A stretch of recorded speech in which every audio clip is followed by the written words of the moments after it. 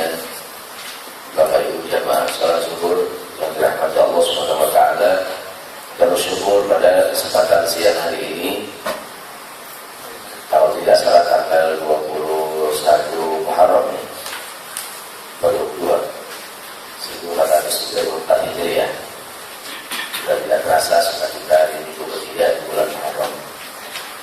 Semoga Allah memberikan kepada kita beragam nikmat karunia, keberkahan, ilmu yang bermanfaat melalui pertemuan di siang hari ini dalam kajian sirah, kajian mengenal dan memahami sejarah hidup Rasulullah SAW. Pada siang hari ini kita sampai di tahapan atau di episode dakwah sirriyah. Terakhir kita bertemu dalam kajian sirah sampai kepada Rasulullah SAW mendapatkan wahyu pertama di Gua Hira.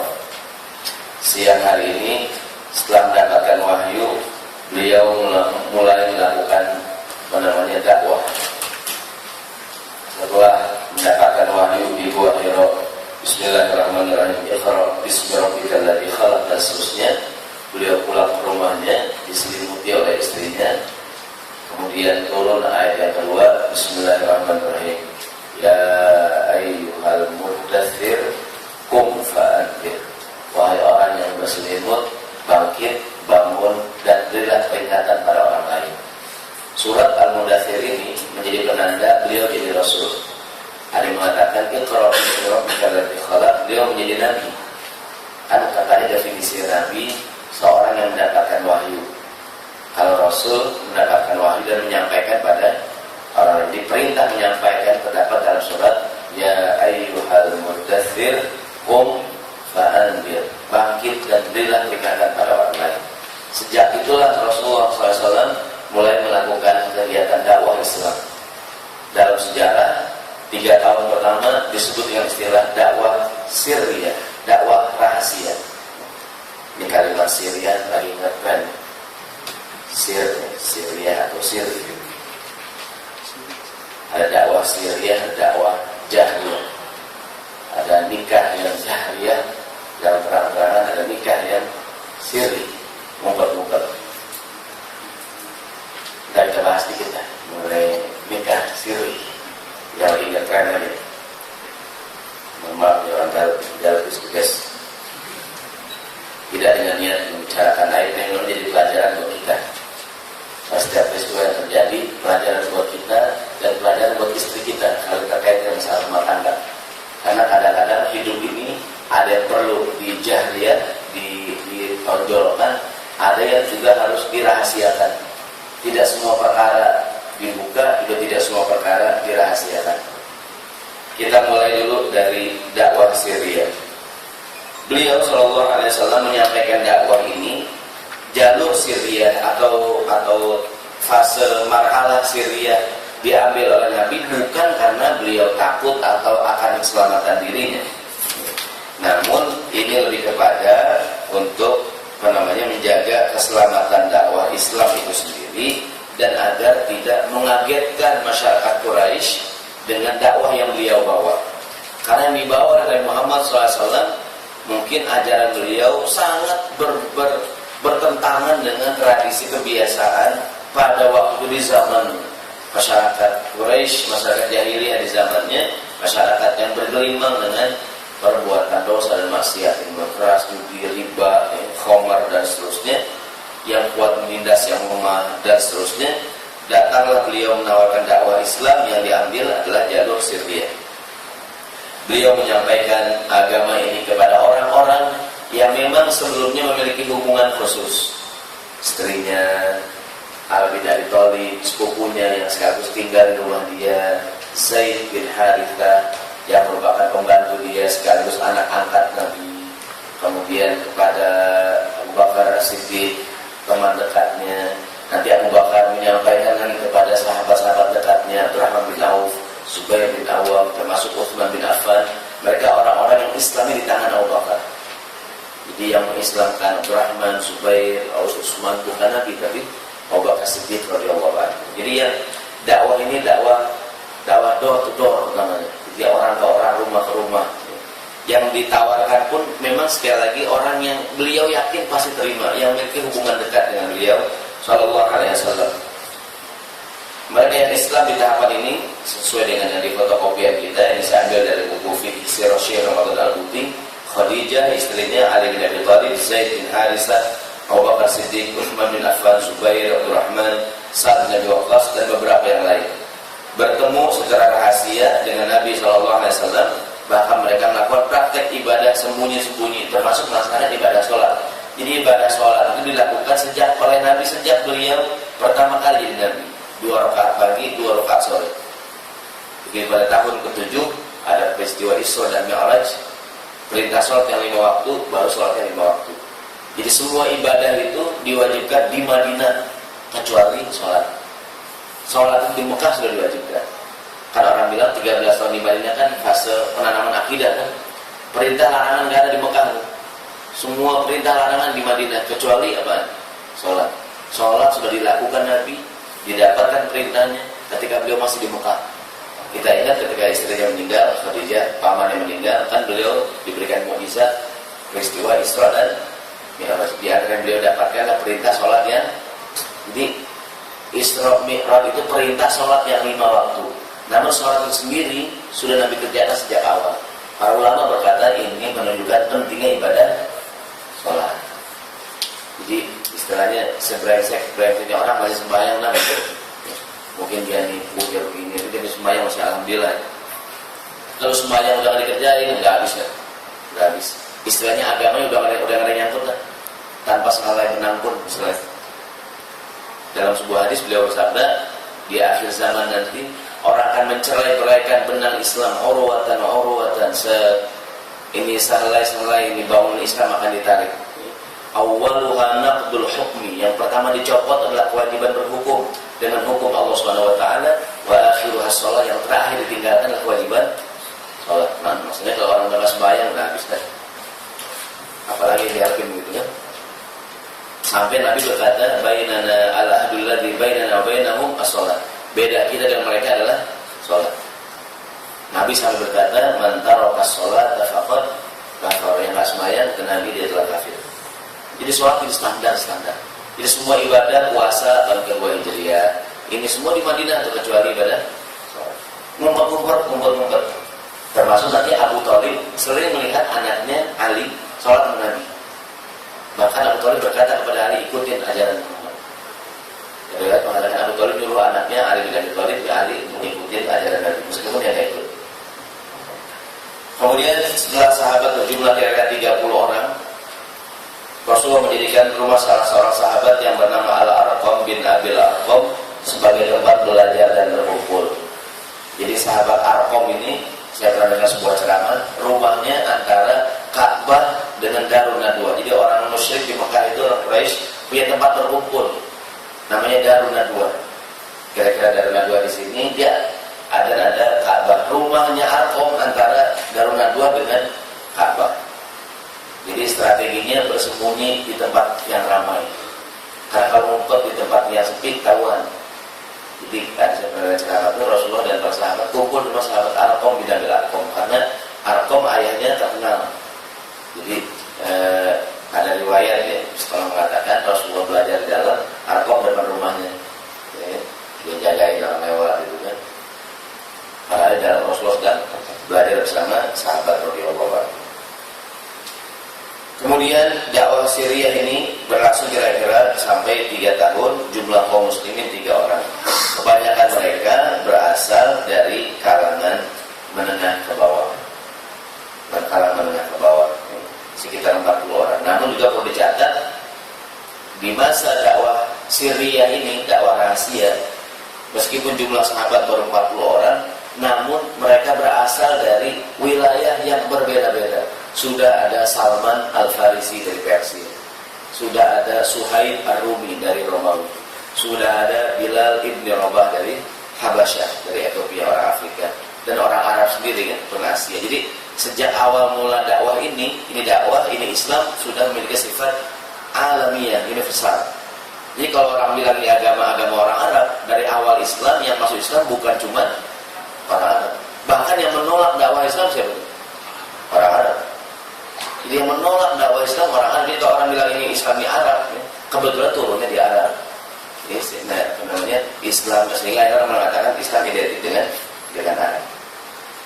Tapi Arab juga tidak identik dengan Islam. Jadi nggak mesti Islam itu Arab, nggak mesti Arab itu Islam. Sebagian orang ngasih nama anaknya supaya Islamnya pakai bahasa Arab. Walaupun artinya nggak benar juga namanya. Katanya buka Quran, kalimat pertama itu nama anak. Iya, kalau pas warga, kalau pas Jahannam khalidina fiha, ya kan, nama anaknya Jahannam. Di Quran ada Ustaz nama anaknya.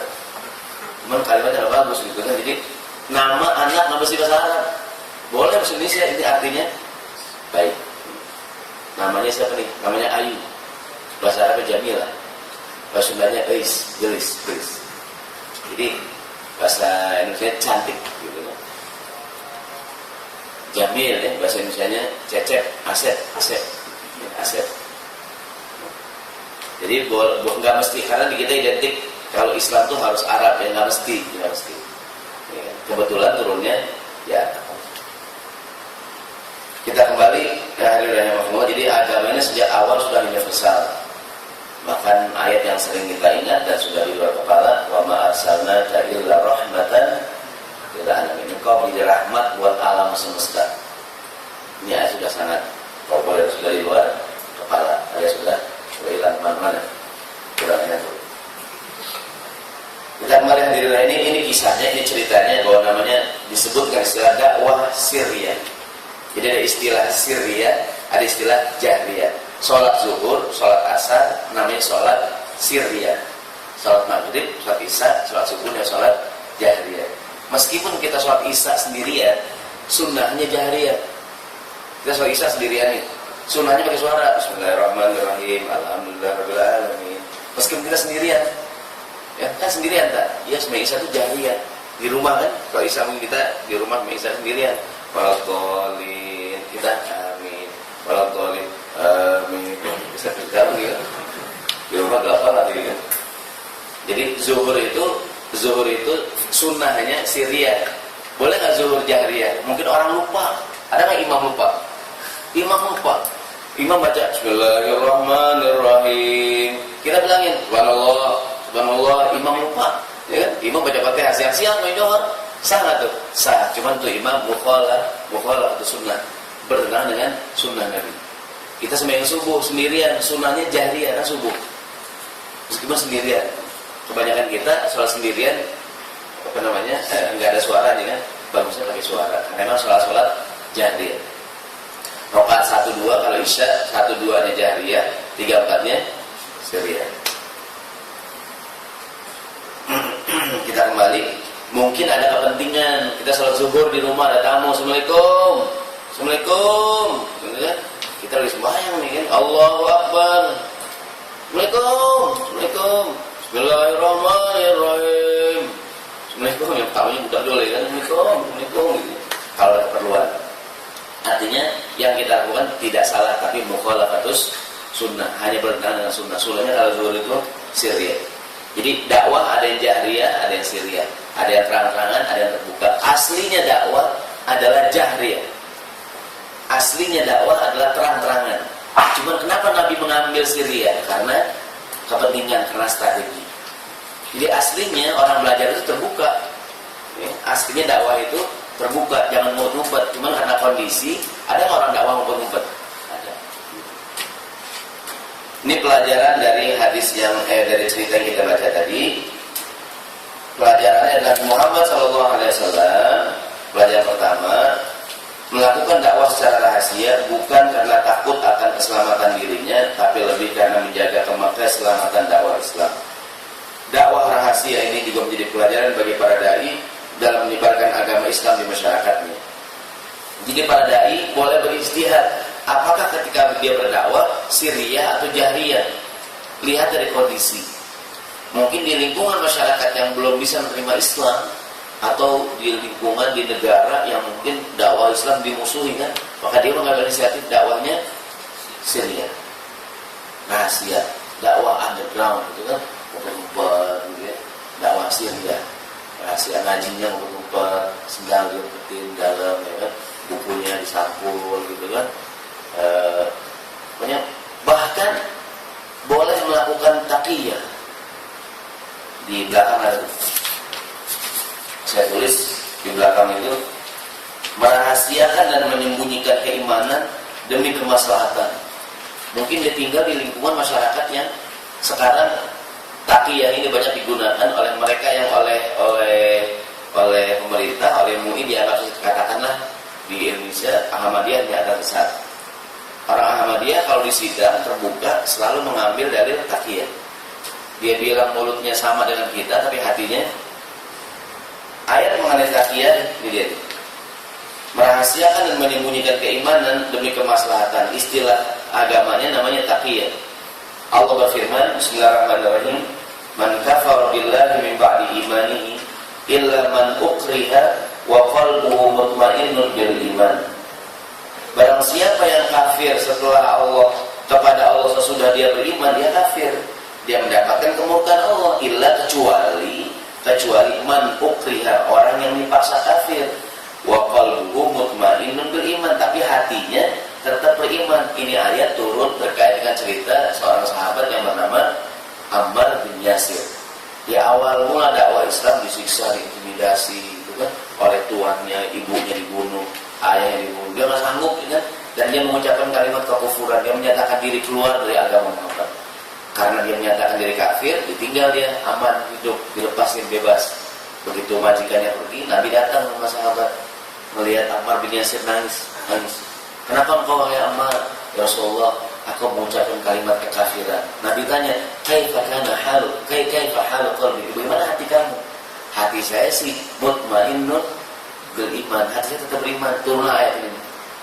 Turun ayat, mana itu? Man kafara billahi, orang yang kafir setelah beriman, dia mendapatkan dosa, illa kecuali seperti kasusnya Ammar bin Yasir. Hatinya illa man ukriha, orang yang dipaksa kafir, wa qalbuhu mutmainnun bil iman, tapi hati tetap beriman. Disebut dengan istilah taqiyah. Dalam kondisi kejepit kita boleh mengatakan kalau kita tidak muslim demi keselamatan. Mungkin di wilayah-wilayah konflik, ya, kamu muslim? Iya pak, mungkin konflik gitu kan, gitu kan. Ya Allah, saya bukan Islam, saya bukan muslim, gitu kan, untuk selamat, gitu kan. Nanya orang Islam katanya. Terus mesti cek juga gitu. Siapa pak? Gitu ya. Ada mungkin saja hadirin, tapi ini kondisinya terjepit nih.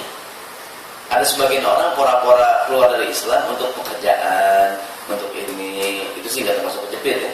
Ada nggak orang malu atau enggan menunjukkan keislamannya karena takut bermasalah di kantornya gitu? Karena kalau Islam banget, jadi ada nggak gitu? Saya di kantor lain, bukan kalau sini nggak ada masalah ya. Di luar negeri, mungkin dia ada gitu, atau bahkan dia mengaku tidak beriman kepada Islam.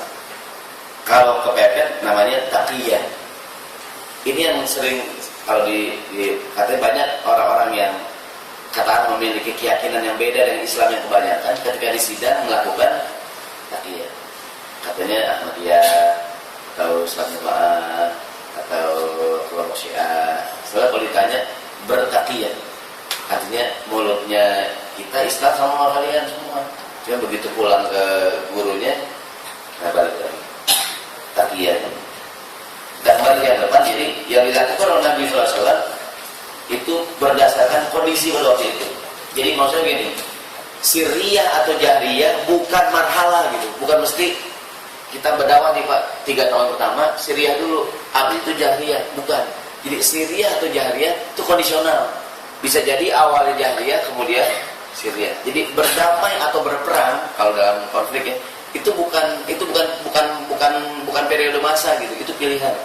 Bukan pertama kita berjuang pakai senjata dulu, habis bulan baru kita damai, bukan. Jadi para pemimpin boleh berijtihad apakah mengambil siasat berdamai atau berperang dalam sebuah konflik, itu tergantung pemimpin gitu, tergantung pimpinan.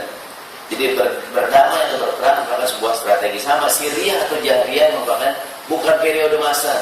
Sebagaimana Makkiyah dengan Madaniyah bukan periode masa yang harus kita. Ada orang teman kita Islam nggak sembahyang sekarang. Nggak sembahyang pak? Saya masih periode Makkah Ustaz. Saya Islam nih 10-13 tahun dulu, baru saya habis itu sembahyang habis 13 tahun. Mana pak? Kata guru saya masih periode Makkiyah. Ya, kita kalau udah 13 tahun saya ngaji baru saya sembahyang. Siapa yang ngajarin? Ada yang gitu.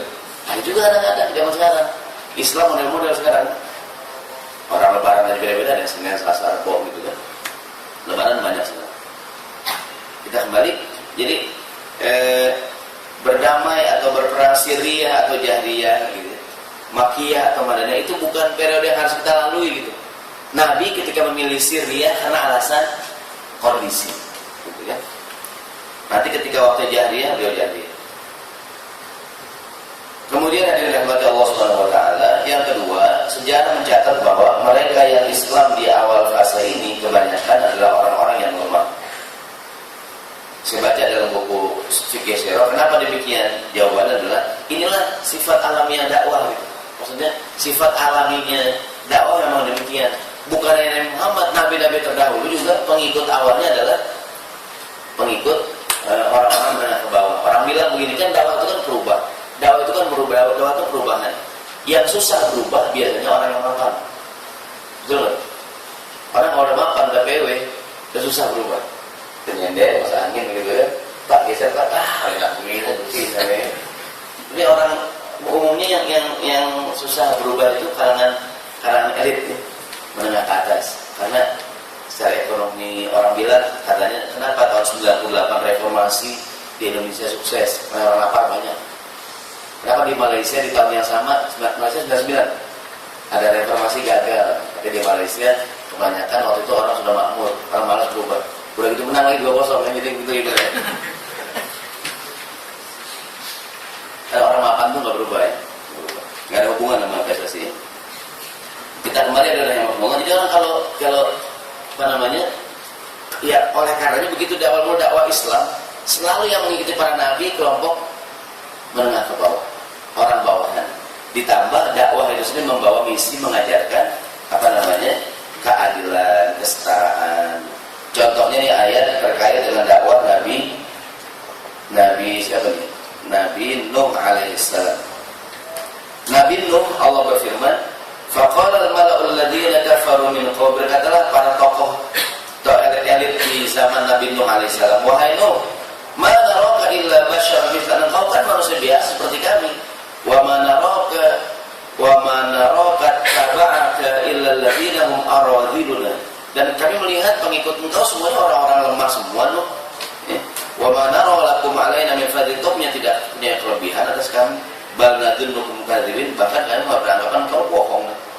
Intinya pengikut Nabi Nuh juga orang menengah bawah. Kaumnya Nabi Musa, Allah berfirman, wa awrathnal qaumal ladzina kanu yustad'afuna masyariqal ardi wa magharibaha allati barakna fiha, dan kami warisi bumi ini buat kaum yang ditindas di muka bumi. Bani Israel di Mesir ditindas. Mereka pengikut Nabi Musa alaihissalam, orang-orang yang mustad'afin, orang-orang yang lemah. Berikutnya umatnya Nabi Soleh, kaum Samud. Umumnya mereka menolak. Yang mengikuti Nabi Soleh sekali lagi orang-orang yang lemah. Qala al-mala'ul ladzina istakbaru min qaumihi lil ladzina istud'ifu, berkata orang yang menengah ke atas, orang elit kepada orang dengan sombong kepada orang-orang yang lemah, liman amana minhum, yang beriman kepada Soleh. Kata mereka, ata'lamuna anna solihan mursalun min rabbikum, kamu tahu kalau Soleh itu utusan Tuhan? Kalau jawabnya kita Soleh, inna bima ursila bihi mu'min, kami beriman kepada Nabi Soleh. Kalau ladzina istakbaru, yang sombong berkata, yang orang elit, inna billadzi amantum bihi kafirun, kami sih enggak beriman dengan apa yang kalian iman. Intinya semua nabi cuma pengikutnya orang menengah ke bawah. Jadi inilah karena mungkin pelajaran juga buat kita. Orang bilang yang paling bahwa perubahan jadi perubahan itu ya di kalangan itulah gitu, perubahan. Nanti kalau dakwah Islam diikuti oleh mereka yang menengah ke bawah waktu itu, itulah sifat alami dakwah Islam. Artinya memang ini agama membawa ajaran persamaan, keadilan dan seterusnya. Islam adalah agama yang menolak penindasan orang kuat atas yang lemah. Hal ini tentu menarik perhatian orang-orang yang lemah dan mendapatkan penolakan dari mereka yang kuat dan berlaku sebaliknya. Hadirin rahimakumullah, ini sekilas mengenai dakwah jahriyah dan pelajaran yang kita ambil. Sekarang kita masuk mengenai bahwa sifat dakwah Syria, bahwa sifat Syria ini tadi kan Nabi Muhammad mengajarkan Syria akhlak sirriyah kepada para sahabat di awal mula dakwah Islam, dan nanti ini menjadi akhlak seorang muslim. Di antara akhlak seorang muslim, kalau kita buka buku Riyadhus Shalihin, ada bab judulnya Hifzus Sir, bab menjaga rahasia. Di antara kualifikasi seorang muslim, kelebihan seorang, dia harus memiliki sifat pandai menjaga rahasia. Kalau ini rahasia, ya udah rahasia. Yang bilang ya rahasia nih. Gak ada tahu semua gitu kan. Rahasia bilang-bilang. Ada orang jualan buku rahasia sukses. Yang dijual berahasia lagi jadi. Ya. Yang rahasia, ini rahasia. Nah, ada beberapa hal yang terkait dengan masalah kerahasiaan dan menjaga rahasia. Saya ulangi, Rasulullah contohnya peperangan. Semua peperangan umumnya dirahasiakan oleh Nabi SAW. Semua peperangan, kecuali perang Tabuk. Perang Tabuk Nabi buka terang-terangan. Karena perang Tabuk itu paling jauh, udaranya panas banget. Pokoknya Nabi jelasin bahwa ini jauh banget segala macam, supaya Nabi yang berangkat memang orang-orang yang siap gitu. Tapi kalau contohnya Fathul Makkah, semua Nabi rahasiakan. Sering saya sampaikan banyak tujuan, di antaranya menggagalkan musuh. Di antara tujuannya meminimalisir korban, gitu kan?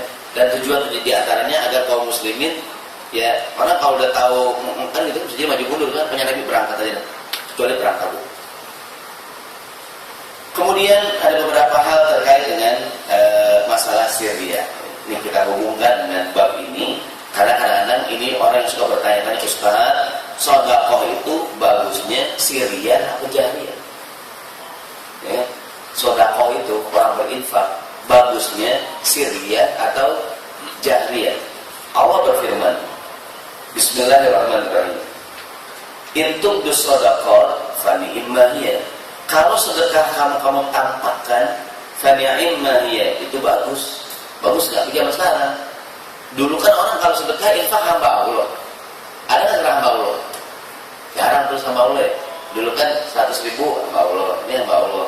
Sekarang untuk transparansi jarang ada hamba Allah. Ya, tulis namanya. Enggak Pak, tulisnya hamba Allah. Ada kekhawatiran takut ada kecurangan kan? Tulis. Kalau dulu kan kalau 100.000 tulis nama, 5.000 hamba Allah gitu ya. Sekarang berapapun imamnya jangan hamba Allah, tulis. Apa tujuannya? Agar transparan, bisa diaudit. Dulu kan orang imam biasanya, enggak usah saya ini nggak pengen sebut nama saya, gitu ya. Namanya nggak ada, cuma ada alamat emailnya BBM lengkap kan? Nama aja. Ini maksudnya sedekah ditampakkan boleh nggak? Bahkan bisa jadi bagus. Kenapa bagus? Tadi buat transparansi. Atau contoh buat yang lain. Hadirin, ini masjid kita insya Allah perlu dana buat bikin perpustakaan. Ya, sekitar dananya 20 juta. Saya duluan nih 10.000 duluan. Nah orang dengan ya 10.000 gitu ya. Nah, orang malas ya. Saya bilang saya nih 5 juta. Gitu kan? Orang juga gitu ya. Ustaz Saroni riak banget ya. Saya bukan riak. Saya Saroni, saya bukan riak. Oke. Ditampakkan apa tujuannya tuh? Untuk memotivasi, boleh nggak? Boleh. Jadi kata Allah, kalau kamu tampakkan fania immahiyah, boleh nggak? Boleh. Kayak orang proposal 17 Agustus, paling atas kan gede tuh. Orang juga tahu kalau itu bohong kan? Ini Pak RT 1 juta, kan? Bohong anjing banget nih Mas. Gitu ya. Di bawah 1 juta, 5.000, 10.000. Kan dia tahu ya, Pak RT bohong lah, RT 1 juta, 5.000 dah. Kan gitu kalau panitia kan gitu, kalau pengalaman kan, yang paling atas gedean ya, supaya yang bawah enak sedikit ya. Tapi orang juga udah belajar kan. Karena yang diminta sumbangan juga mantan panitia semua gitu kan. Tahu dia. Artinya boleh nggak ditampakkan? Boleh, bahkan bagus. Allah bilang fani'im ya bagus. Tapi kata Allah, wa in tukhfuha, tapi kalau kamu sembunyikan, wa tu'tuhal fuqara, diam-diam kamu berikan pada orang fakir, fahuwa khairul lakum, itu lebih baik. Ditambahkan boleh nggak? Boleh. Disembunyikan, ya baik gitu. Artinya dua-duanya bagus. Ya. Namun tadi ditambahkan juga fania imma ya bagus-bagus saja kalau mungkin ada kepentingan kayak zaman sekarang. Zaman sekarang yang saya tahu di lembaga-lembaga zakat segala macamnya, jangan hamba terus nama supaya transparansi. Kan juga zaman sekarang ya. Namanya banyak, ada nggak mungkin nggak dia curang tuh? Demi hamba Allah kan, biaya 50 tulis 5.000, nol yang namanya nggak ada namanya kan. Zaman sekarang kotak amal dia hilang, sekarang kotak amal digembok hilang zaman sekarang. Istrinya hilang zaman sekarang, istri. Suami kerja, kalau istrinya hilang di orang. Zaman sekarang kan. Nah jadi tulis namanya. Jadi mengenai sedekah itu dibuka boleh, diumpetin juga boleh. Jadi kadang kita ragu-ragu nih, ya kan. Jadi pokoknya boleh tulis. Nah, yang tahu kita sombong nggak sombong hati kita sendiri. Pagi ini saya nyumbang. Siapa nanya Pak? Saya nggak kira apa dah. Enggak Pak, ini untuk kepentingan audit kan. Nah, tulis. Udah zaman sekarang orang jangan sembarang terima sumbangan kan. Dari mana sumbernya? Jangan bikin duit kan. Dari mana sumbernya? Yang kedua, nah ini lagi update. Menikah itu sebaiknya bahkan aslinya diumumkan, bukan dirahasiakan. Nikah itu jahriyah, kawinnya siriyah. Jangan kayak sekarang terbalik. Sekarang nikah hanya siriyah, kawinnya direkam gitu. Ini yang zaman sekarang nih berantakannya. Jadi nikah itu dijaharkan. Nikah itu dibuka gitu. Karena kalau nikahnya siriyah, pertama mukhalafatu sunat, pertama sunnah Nabi. Lihat hadis Nabi. Mohon maaf belum saya garis ini. Kata Nabi, "A'linu hadzal nikah." Iklankan, umumkan. Ada jadi bahasa Indonesia kan iklan, apa iklan? Iklan mengumumkan, iklan bahasa Arab. Iklan kalau iklan itu pengumuman. Bahasa Indonesia iklan ya. A'linu artinya iklankan, umumkan pernikahan kamu. Waj'aluhu fil masajid, bikin di masjid. Orang sering, kenapa Pak nikah di masjid? Sakral gitu ya. Nabi ketika bilang nikah di masjid bukan masalah sakral, bukan. Tapi masjid tempat yang paling umum. Kenapa kita nikah di masjid sekarang? Pertama gratis gitu ya, kalau gedung kan nyewa, bisa kan gratis. Ya. Di masjid itu enggak sih biar sakral kan. Bukan kalau hadis ini nikah di masjid bukan masalah sakralnya, itu masalah umumkan. Bikin masjid, semua orang tahu, gitu kan, tempat yang paling umum. Bahkan supaya lebih ramai lagi, supaya orang tahu, wadribu alaihi bidufuf. Duf artinya gendang. Pukul rebana, pukul gendang. Yang sekarang marawis. Jangan nikah ngumpet-ngumpet di hotel berdua, gitu kan. Untuk gelap-gelap, ngapain gitu kan, gitu. Kalau emang halal, kenapa ngumpet-ngumpet, gitu kan. Nikah itu jahriyah. Ketika siriyah bermasalah nggak? Bermasalah. Gini hadirin, di Indonesia siriyah itu dua pengertian. Pengertian pertama ngumpet-ngumpet, diam-diam, takut ketahuan. Pengertian yang kedua, nikah siriyah nggak lapor KUA. Walaupun dua-duanya nggak lapor KUA, tapi yang kedua lebih bermakna saya nggak pakai lapor KUA, nikah bawa tangan kan. Habis apa namanya, mungkin syaratnya yang kurang gitu kan, akhirnya nikah aja. Tapi ngundang orang juga, ngundang walimahan gitu kan. Bahkan pakai petasan juga begitu sebenarnya, kayak janur segala macam. Cuman dia nggak lapor KUA. Itu namanya orang bilang nikah siri juga kan. Siri dalam pengertian nggak lapor KUA. Yang jadi pro kontra adalah nikahnya diam-diam. Cuman ada mungkin ketua MUI doang, atau mungkin temannya gitu kan, bertiga, berempat, akhirnya jadi masalah. Nah ini adalah rahimahumullah, bahwa nikah itu aslinya. Jadi begini, kadang-kadang mohon maaf, seperti pemberitaan sekarang kan, mohon maaf, mungkin orang yang tidak mengerti agama, atau mungkin mereka yang bukan Islam, nikah ngumpet-ngumpet kan, karena ketika ditanya wartawan selalu dalilnya agama gitu, dalilnya agama. Mau nikah itu bisa kita nikah itu aslinya dibuka terang-terangan. Jangan aslinya nikah siriyah. Kenapa orang nikah siriyah? Ustadz, bukannya kalau mau kawin lagi nggak mesti izin sama istri yang pertama, betul nggak? Betul. Tapi bilang diizinin atau enggak itu masalahnya gitu. Tapi bilang nggak? Bilang. Asli pengertian nggak mesti izin, diizinkan atau tidak oleh istri yang pertama. Suami nikah lagi sah nggak? Sah. Maksudnya asli tidak mesti ada izin buat ada izinnya. Oke mas, aku izinkan. Aku sih kamu izinin, enggak aku kawin aja. Gitu semuanya. Jadi tapi pengertian nggak mesti itu harus bilang. Ada orang nikah nggak bilang sama yang pertama. Tapi gimana tuh? Yang pertama bohong nggak ya? Bohong ya? Masa meeting tiap minggu, dua minggu gitu kan? Bilangnya apaan? Kan harus adil. Di sini 4 hari, sana 4 hari. Kalau nggak bilang gimana? Gimana Pak kalau nggak bilang? Bilang apaan sama istrinya? Gajinya berkurang buat apaan? Hilang tiap minggu, masa hilang tuh duit tiap minggu? Ya, bilangnya apa? Mah kecopetan tiap minggu gitu kan? Copetan mah, besok copetan, kehilangan gitu kan? Gitu kan? Aku kantornya dikurangin gitu kan? Kantor disalahin gitu kan? Akhirnya ketika dia nggak, yang ini yang sering terjadi nih. Jadi jangan disalahpahami. Pengertian tidak mesti mendapatkan izin. Istriku, mohon maaf ya, aku menikah lagi. Aku tak sudi mas, ya nggak apa-apa dah. Harusnya menikah aja lagi. Gitu, umpamanya gitu maunya gitu ya. Jadi pengertian tidak mesti izin, tidak mesti mendapatkan izin. Saya bilang nggak? Bilang, saya kalau bilang liputan, resiko lah. Dan dia berbuat berani tanggung jawab. Ya, jangan cuma enaknya doang. Maksudnya, ya kalau menikah lagi ya bilang yang pertama, jangan nggak bilang. Saya pernah ada seorang suami punya istri, jadian lah misalnya di suatu masjid gitu kan. Dia bawa perempuan lain yang mau jadi calon istrinya. Ini calon istri saya Ustaz. Ya, jadi dia minta saya jadi nikahin dia. Dan bapak bilang nggak sama istri yang pertama? Nggak bilang kan, kalau bilang kan ribut gitu. Dia bilang saya nggak mau, bapak bilang dulu. Ya. Kata bapak gimana? Sebenarnya adilnya gimana kan bagi waktunya? Kata istrinya, calon istrinya, enggak Pak Ustaz, kalau saya sih yang penting status aja Pak Ustaz. Saya sih nggak dibagi hari nggak apa-apa, yang penting statusnya saya istri dia. Artinya saya sih nggak apa-apa dia tidur di istri yang pertama, belum jadi. Coba kalau udah jadi, kan orang berubah pikiran gitu kan. Saya sih bosan nggak dinafkahin nggak apa-apa, yang penting status saya jelas bahwa saya istrinya dia. Sebenarnya ibu ngomong begini karena belum jadi. Orang kalau jadi kita ya belum jadi ya.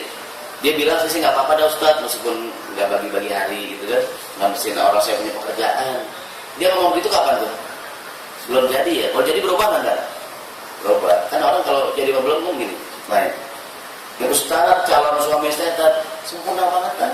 Belum jadi. Kalau jadi lain. Kan kalau belum jadi gitu ya bang, belum jadi. Coba dah kita belum jadi sama istri kita, rumah mertua, bawa martabak, bawa durian, bawa mangga, udah jadi boro-boro. Kata mertua, dulu suka bawa martabak deh, ini dulu lainnya. Dulu lain om. Kan belum dapat om. Sekarang martabak mahal. Kalau dia donat murah om. Donat mah dulu om. Mantu. Kan waktu belum jadi mobil ganti-ganti terus. Wah mobil anak calon mantu saya tuh mobil ganti-ganti, rental. Mobilnya bengkel kali mantunya kan, mobil orang dipakai. Artinya saya bilang waktu itu ibu ngomong begini karena belum jadi. Nanti kalau emang ibu mau dinikahin lagi, namanya dia sebaiknya sih resmi, bahwa ya jadi istri yang resmi kan. Artinya ya ada hak juga selama 2 hari, 3 hari, nafkah sekian biar adil. Nggak percaya sih yang penting status gitu kan. Dalam saya ya mau gitu doang kan. Karena gini, jadi menikah itu aslinya adalah jahriyah, bukannya siriyah. Karena ini penting jadi pengetahuan umum, karena sebagian orang beranggapan ya udah nikah siri aja. Kalau nikah siri dalam pengertian sekedar nggak lapor KUA nggak ada masalah ya. Tapi kalau nikah siri dalam pengertian nggak bilang-bilang, ngumpet-ngumpet, ini yang jadi masalah. Kemudian yang terakhir, yang paling bawah yang tadi yang nomor 3 oleh merahasiakan nikmat agar orang tidak hasad. Jadi nikmat itu asli kan gini. Allah bilang wa amma bi ni'mati rabbika fahadis. Terhadap nikmat yang kamu terima ceritain nggak? Ceritain ya. Dapat bonus cerita teman, gaji naik cerita teman. Tapi ayat lain ini dalam kisah Nabi Yusuf, Allah menyuruh kita kalau punya nikmat ceritain, tapi jangan ya sekali-kali boleh dirahasiain. Rahasia juga. Ceritanya ketika Nabi Yusuf alaihissalam masih kecil bermimpi ya. Bermimpi dia melihat bintang, bulan, matahari kan, sujud kepada dia kan cerita sama ayahnya. Wahai ayah, aku bermimpi aku bermimpi ra'aitu syamsa wal qamara ra'aituhum li sajidin. Aku melihat bintang, bulan, matahari kan sujud kepadaku. Kan ayahnya ini Yakub, ini pertanda baik nih. Kata Yakub kepada anaknya Ismail, bismillahirrahmanirrahim, qala ya bunayya, wahai anakku, la taqsus ru'yaka ala ikhwatika fayakidu laka kaidan. Wahai anakku, jangan engkau ceritakan nikmat mimpi ini kepada saudara kamu, nanti saudara kamu akan membuat makar buat kamu. Jadi begitu dapat nikmat, kamu jangan bilang-bilang sama saudara kamu, ya kan? Kalau saudara kamu dengar bisa. Jadi yang namanya nikmat, kadang-kadang kita perlu ceritakan. Wa amma bi ni'mati rabbika hadis, tetangga kita ngundang kita, dia tasyakuran, dia kan sambutan tuan rumah hadirin. Kami sengaja mengundang tetangga, sekarang kami bersyukur. Tahadus bin nikmat. Suami saya alhamdulillah pangkatnya naik, sekarang gajinya 4 miliar. Dan tanah yang di Depok tuh laku 9 miliar sampai kalau ini Pak jadi. Saya mau haji sekeluarga ini, habis haji ke Hongkong, keliling-keliling Eropa. Kita yang ada dorong dari setan. Mungkin dia kita hadis bin nikmah gitu. Tapi berhubungan dengan ayat ini jangan berlebihan juga, kayak sedang-sedang saja gitu. Orang sambutan tuan rumah tasyakuran, kita kan pasti gitu kan, anak kami yang nomor 2, kan? Anak kami yang gitu kan, anak kami ini yang paling bontot, yang SD alhamdulillah naik. Udah 4 tahun naik-naik hari ini. Gurunya baik hati, kita juga dia. Gitu ya? Kita bilang ya Allah nih orang apa aja diceritain. Satu sisi Allah bilang wa amma bi ni'mati rabbika, ceritain kan, dapatnya ceritain motivasi buat orang lain. Tapi sisi lain kata Nabi Yakub kepada anaknya Ismail, namanya Yusuf, lah susu ya, jangan kamu ceritakan nikmat ini kepada saudara kamu. Fayakidu laka kaidan. Sama kita kalau nikmat juga kadang-kadang perlu, kadang-kadang lihat kondisional. Kalau nikmat kira-kira nggak bagi, cuma cerita jangan dah. Lo tau gak, orang dapat bonus, kata bang kita cerita ruangan lo bagi dong, bingung gitu. Kalau kira mau bagi ceritain dah ya, udah dapet nih, nggak upload lo tuh, bukan, kamu bilang, lu bilang upload, lu bilang upload, ya, udah saya bilang apa enggak, sekarang upload, gitu tapi hari ini enggak, saya mau bilang upload, nggak bilang gitu. Nanti kalau kan kadang-kadang kita girang nih, jadi menceritakan nikmat kadang-kadang boleh, kadang-kadang gitu ya. Lihat kalau ini antara jahriyah dengan sirriyah, gitu kan? Nah ini istilah jahriyah sirriyah berlaku dalam beragam namanya. Azan itu jahriyah tujuannya manggil orang, ya kan? Azan itu maka mudah-mudahan kapan-kapan saya nggak tahu di gedung ini, mudah-mudahan di tiap lantai minimal di luar kedengaran azan Allahu Akbar, Allahu Akbar. Meskipun dia nggak sholat, minimal dia tahu sekarang sudah waktu zuhur. Gitu. Di azan tuh memberitahu iklan bahwa waktu sholat sudah masuk. Gitu ya. Hadirin yang dirahmati Allah Subhanahu Wa Taala, jadi kita kembali ke masalah dakwah sirriyah. Bahwa ini menjadi inspirasi buat kita bahwa ya kita kondisi kalau memang di lingkungan kita belum seterang-terangan, ya ambil jalur sirriyah. Kita apa namanya? Tidak perlu membuka semua rencana kita lebar-lebar kan, dikhawatirkan menimbulkan kekagetan. Jadi perlu kadang-kadang sirriyah di dalam apa namanya. Ada sebuah nasihat bunyinya ista'inu biqada'i hawaijikum bil khidman fa inna likulli rahmatin hasud. Bantulah di dalam melaksanakan rencana kamu dengan sedikit rahasia, karena setiap nikmat ada saja orang yang hasad. Jadi rahasia menjadi teman kita dalam setiap rencana kita, karena kadang-kadang setiap nikmat yang kita terima ada nggak orang yang hasad, orang yang nggak suka, ada. Maka rahasia jadi sifat kita. Jadi ada yang kalau nggak perlu banget jangan ceritain. Jadi tidak semua yang kita dengar harus disampaikan pada orang lain. Nanti banyak cerita lagi mengenai rahasia, termasuk pernah siapa anaknya Nabi Fatimah. Fatimah kan datang. Gitu Fatimah datang, Rasulullah bisikin, gitu ya, Fatimah nangis Fatimah nangis Fatimah kan, nangis. Terus Nabi bisikin lagi, suatu, Fatimah girang, ini Fatimah girang kan, waktu itu ada Aisyah, kamu begitu Nabi udah nggak datang, kenapa tadi kok Nabi bisik-bisik kamu nangis, terus Nabi bisik-bisik kok kamu ketawa, kata Fatimah, aku tidak mungkin membongkar rahasia Nabi Sallallahu Alaihi Wasallam. Maaf ya, ini rahasia. Beberapa tahun kemudian Rasulullah meninggal dunia. Aisyah penasaran nih. Dulu kan Nabi, waktu dia tanya, Nabi bisa ada. Wahai Fatimah, kata Aisyah, dulunya nggak pernah kamu bisik-bisik ke Nabi. Aku tanya, nah kamu kan nggak ngasih tahu. Waktu itu kau bilang aku tidak mungkin mau karena Nabi mesti hidup. Sekarang Nabi kan udah meninggal. Nah Nabi bilang apaan? Nah sekarang kata Fatimah, aku buka rahasia. Karena Nabi udah nggak ada. Pertama Nabi bilang bisik-bisik pertama, Rasulullah menyampaikan bahwa tumben tahun ini Jibril datang 2 kali. Biasanya Jibril datang cuma 1 kali di bulan Ramadan. Tumben Jibril 2 kali. Kata Nabi, ini kayaknya tanda-tanda pertanda ajalku sudah dekat. Fatimah anaknya nangis ya? Nangis Fatimah, nangis ya kan? Nangis. Terus yang kedua, kenapa kau nyengir? Nabi bilang lagi ayahku, ayah Fatimah, maukah engkau bergembira? Engkau bakalan jadi pemimpin wanita di surga. Senang gak Fatimah? Senang. Nah, ketika waktu kok Fatimah nggak cerita ini Aisyah? Kalau seandainya Fatimah cerita, enggak, tadi Nabi bilang bahwa ajalnya udah dekat. Heboh nggak tuh? Headline so kan, Rasulullah akan ajal gitu kan. Waduh, itu tentu ada kayak zaman sekarang kan, gitu kan? Bisa punya yang namanya pemimpin. Ada jangan kan dia mau meninggal, sakit aja kan udah diberitain kan. Pak SBY batuk kok dirahasiakan.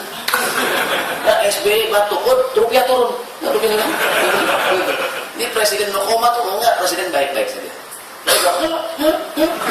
Enggak diberitain karena pemimpin tuh nggak boleh ngomong sembarangan tuh. Gitu ya, jubir ya. Jadi kadang-kadang dia diberitakan sehat-sehat saja. Kalau diberitakan dia bermasalah, goncangan negara tuh. Wah, langsung siapa yang bakal jadi pengganti gitu kan? Apakah Mahfud MD atau Dahlan Iskan gitu, ya gitu kan? Langsung apa Roma Irama gitu nggak gitu kan? Banyak calon gitu kan? Ini penggemar soneta bergembira, alhamdulillah. Girang banget penggemar soneta ya. Alhamdulillah. Ada hati loh sekarang ya. Artinya itu rahasia ketika Fatimah. Coba kalau Fatimah bilang sama Aisyah, Aisyah juga kan, wah ini Aisyah Fatimah diam nih. Maaf ini rahasia aku dengan ayahku Rasulullah SAW. Begitu Nabi meninggal baru Fatimah cerita. Ketika Fatimah cerita udah nggak goncang ya, karena Nabi udah meninggal. Ya kira mudah-mudahan juga ini sifat sirriyah jadi sifat kita. Jadi kalau mau rahasia ya rahasia gitu. Wallahu a'lam bishawab. Insyaallah kita akan bertemu lagi dengan fase dakwah jahriyah.